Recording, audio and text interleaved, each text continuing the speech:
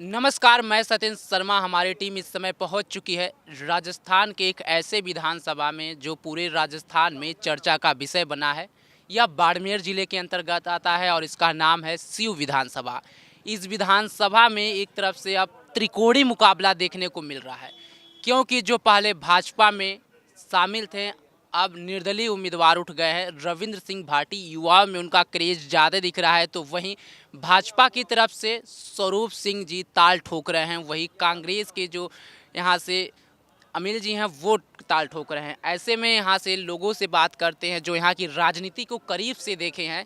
कई लोग हमारे साथ मौजूद हैं, इन्हीं से पूछते हैं कि इनके हॉट सीट का क्या माहौल है।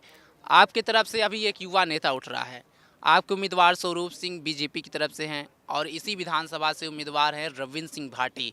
तो क्या लग रहा है, इस बार युवा का माहौल है या पुरानी राजनीति, जो इसके पास राजनीति का कई सालों का अनुभव है, उसका दबदबा है? देखिए साहब, दोनों ही कैंडिडेट युवा है। हमारा जो भारतीय जनता पार्टी का कैंडिडेट है स्वरूप सिंह जी खारा, वो भी युवा है। और रविंद्र सिंह भाटी, जिसको आप पूर्व भाजपा का कह रहे हो, ये दोगला आदमी है। आया राम गया राम वाला आदमी है। ये आदमी किसी काम का नहीं है, इसका कोई धरातल नहीं है। ये 24 घंटे के अंदर दुपट्टा फेंक करके निर्दलीय आकर के बागी खड़ा हुआ है। इसका कोई वजूद नहीं है। जनता सब इसको जानती है। जनता जिसका वजूद होता है, जिसका ग्राउंड होता है, उसको वोट देती है। कोई इसको कोई वजूद नहीं है या कुछ नहीं है, हमारे टक्कर में नहीं है ये। लेकिन अगर बात करें, सिर्फ आपके सीऊ विधानसभा की नहीं कर रहे हैं, हम लोग जैसलमेर गए थे। जैसलमेर में भी हम लोगों से कई लोग मिले, कह रहे आप सीऊ जाओ, बड़ा चर्चा का सीट बना है। उदयपुर थे, वहाँ पे भी हर जगह मामला आपके विधानसभा का रहा है। युवाओं में क्रेज ज़्यादा दिख रहा है। नहीं नहीं, ऐसा कुछ नहीं है। युवाओं में क्रेज है तो दूसरी बात है। युवाओं को ये पता है अभी ये आदमी ऐसा है, लेकिन इस आदमी का धरातलीय जो है, अंदर का जो अंदर खाने जो बात है, वो गलत है। कुछ नहीं है इसका। स्वरूप सिंह के बारे में क्या ख्याल है? स्वरूप सिंह जी भारतीय जनता पार्टी का है और संघ का आदमी है। कट्टर हिंदूवादी राष्ट्रवादी आदमी है। और हमारा क्या है, भारतीय जनता पार्टी का यहाँ सीयू में बहुत बड़ा नेटवर्क है। और यहाँ कम से कम 70-80 हज़ार वोट तो ऐसे हैं जिसको आप कुछ भी कर लो, चाहे किसी को भी खड़ा कर दो, चाहे खूंटे को भी खड़ा कर दो ना, तो भी 80 हज़ार वोट तो हमारे हैं। अब ऐसा मामला बन गया है कि यहाँ जो 60-65 हज़ार या 70 हज़ार के आसपास वोट लाएगा वो जीतेगा। और इस बार तो हमारे वोट इससे ज़्यादा आ रहे हैं। आप कह रहे हैं कि स्वरूप सिंह जी युवा हैं।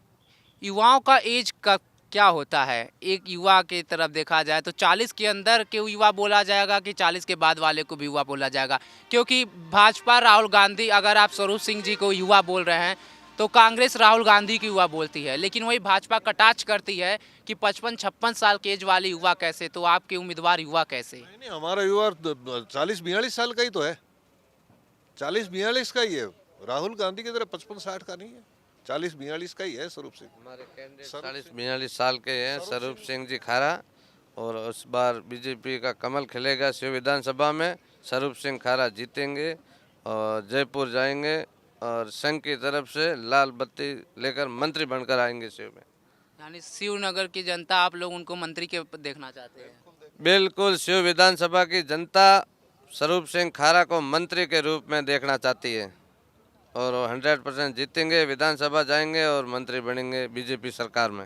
अगर यहाँ के जातिगत समीकरण को देखा जाए तो जाट, राजपूत, इनकी संख्या ज़्यादा है, तो कौन सी समीकरण, कौन सा वोटर आपका सबसे ज़्यादा है? हमारा वोटर ज़्यादा बीजेपी का है। बीजेपी में जाट भी है, राजपूत भी है, ओबीसी भी है, मूल ओबीसी भी है, पुरोहित भी है, चारण भी है। सारे वोटर हमारे हैं। सिर्फ मुसलमानों के सिवाय, मुसलमानों में भी काफ़ी हम वोट ले रहे हैं। बाकी सारे वोटर हमारे। ये क्या कर रहे हैं, जो रविंद्र सिंह का क्रेज बना रहे हैं नहीं, अभी आप जाके वहाँ देखो, वहाँ शिव विधानसभा के लड़के आपको मिलेंगे 200 और बाहर के मिलेंगे 2000। और आज 5 बजे के बाद ये सब भागने वाले हैं यहाँ से।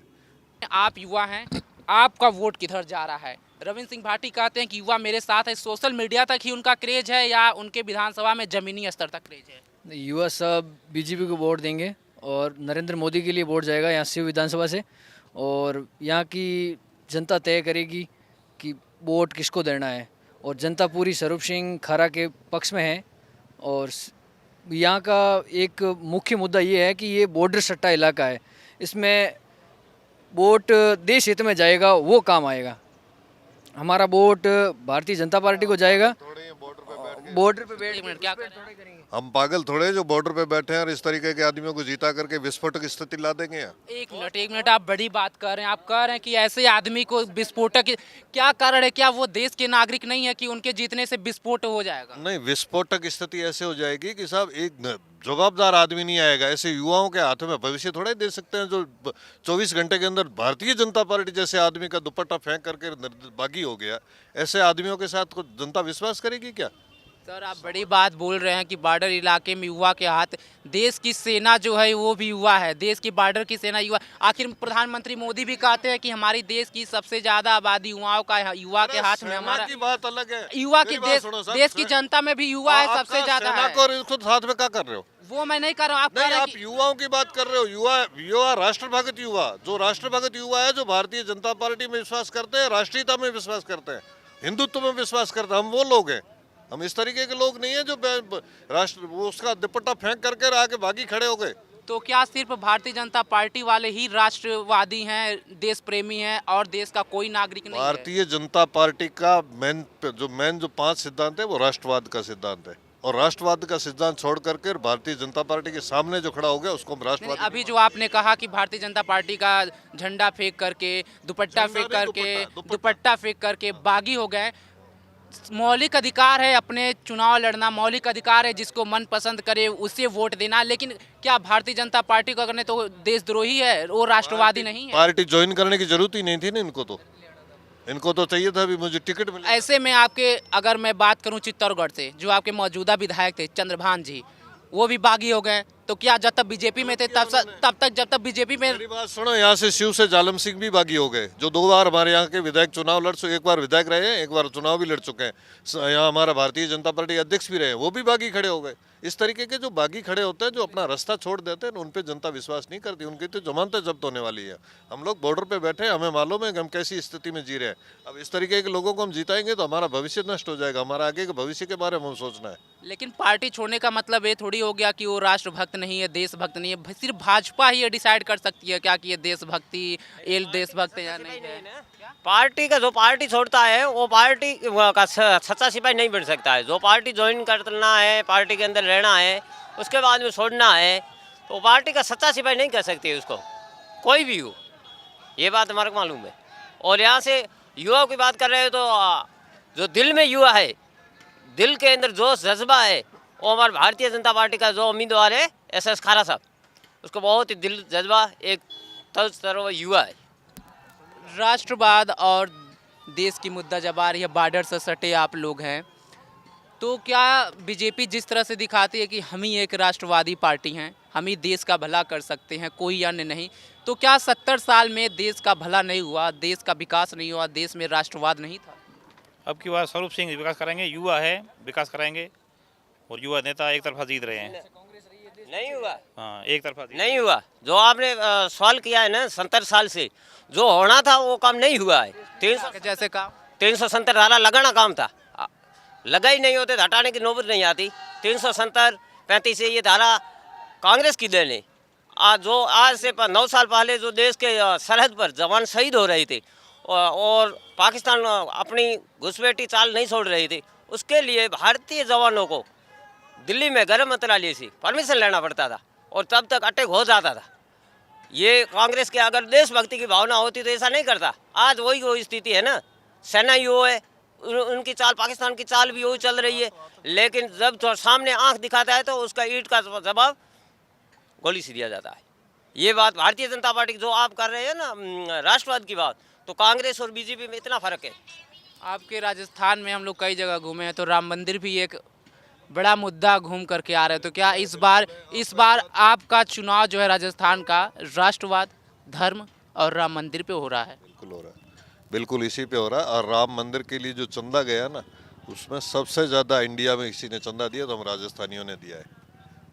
राम मंदिर के जो पत्थरें हैं वो भी आपके राजस्थान से ही गए? हमारे राजस्थान से गए हैं। और राम मंदिर अगर कोई बनाना है तो भारतीय जनता पार्टी बना रही है। और राम मंदिर का जो दर्शन हमें होगा, रामलला के जो 22 जनवरी को दर्शन होंगे ना, वो हमारी पार्टी की वजह से होंगे। भारतीय जनता पार्टी सही हाथों में देश को ले गई, सही दिशा में ले गई है, इसलिए हो रहा है। इस तरीके के युवा और निर्दलीय देख करके वोट दिए होते ना पथभ्रष्ट लोगों को, तो हमारा कुछ नहीं होता, हमारा भविष्य नष्ट हो जाता है। और आगे भी अगर इस तरीके के लोगों के साथ चलेगा ना देश, तो देश का नुकसान होगा। इसलिए हम चाहते हैं कि हम जो बॉर्डर पे हम लोग बैठे हैं, वो हमारा जो है, हम अपना भविष्य देखते हुए जो भारत का हित सोचता है, राष्ट्र का हित सोचता है, हिंदू धर्म का हित सोचता है, हम उसके साथ जाएं। आखिर कब तक धर्मवाद, मंदिर, मस्जिद के नाम पे राजनीति होगी? विकास कहीं ना कहीं इसमें पीछे छूट जाता है। ये राजनीति विकास तो सबसे आगे है भाई साहब, आप क्या बात करो। राजस्थान, इंडिया आज चौथे नंबर पे है विकास में। इंडिया की जीडीपी वर्ल्ड में सबसे आगे। इंडिया में कभी भी आज दिन तक कभी ऐसा कुछ हुआ ही नहीं कि इंडिया वर्ल्ड में कभी कहीं पीछे रहा। 9 साल में इंडिया कहाँ से कहाँ पहुँच गया। 70 साल से पहले जो 70 साल था, उसमें इंडिया आतंकवाद की जड़ में था। इंडिया के लोग आंखें दिखाते थे। पाकिस्तान जैसा कंगाल देश भी इंडिया को आकर के आंखें दिखाता था। आप पाकिस्तान की जिक्र कर रहे हैं, लेकिन अगर गरीबी इंडेक्स में देखा जाए विश्व में, तो पाकिस्तान बांग्लादेश से भी भारत की हालत खराब है। नहीं नहीं, ऐसा कुछ नहीं। अभी जारी हुआ था कुछ महीने पहले, ये रिपोर्ट आई है कुछ महीने पहले, उस पाकिस्तान और बांग्लादेश से भी भारत नीचे है। भारत की 80 करोड़ जनता को नरेंद्र मोदी जी फ्री अनाज दे रहे हैं। कोई देश है जहां दे रहे हो?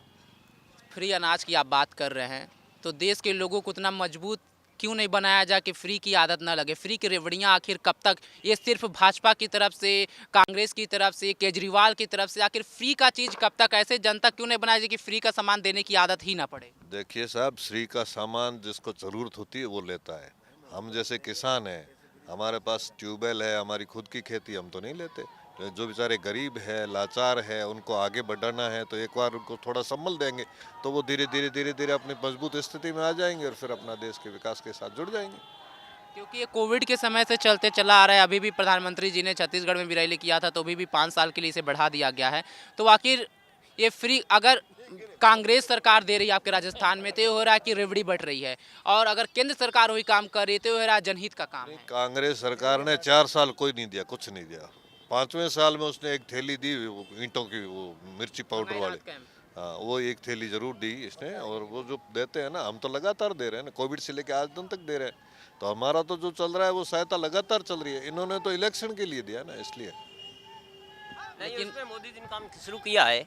जो आप फ्री की बात कर रहे हैं ना, और जो मोदी जी ने आत्मनिर्भर भारत में बहुत ही आगे काम प्रगति पे चल रहा है, और आपदा परिस्थिति में फ्री भी देना पड़ता है।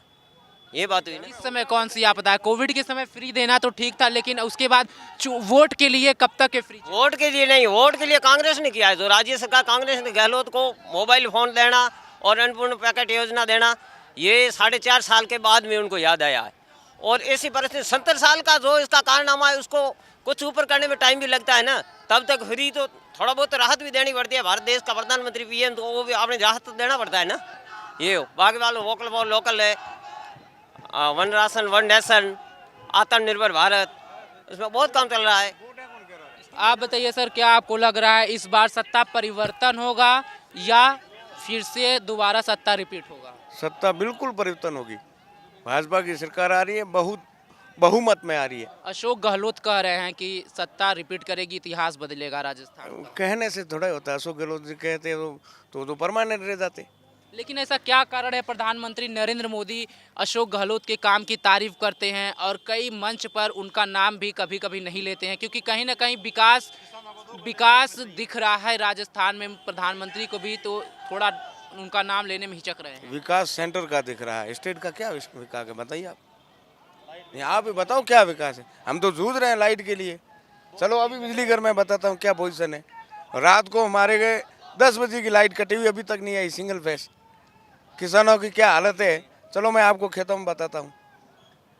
आप सारे भाजपा समर्थक हैं, तो आपसे सवाल ये बनता है कि भाजपा के लोग मुख्यमंत्री किसे देखना चाहते हैं?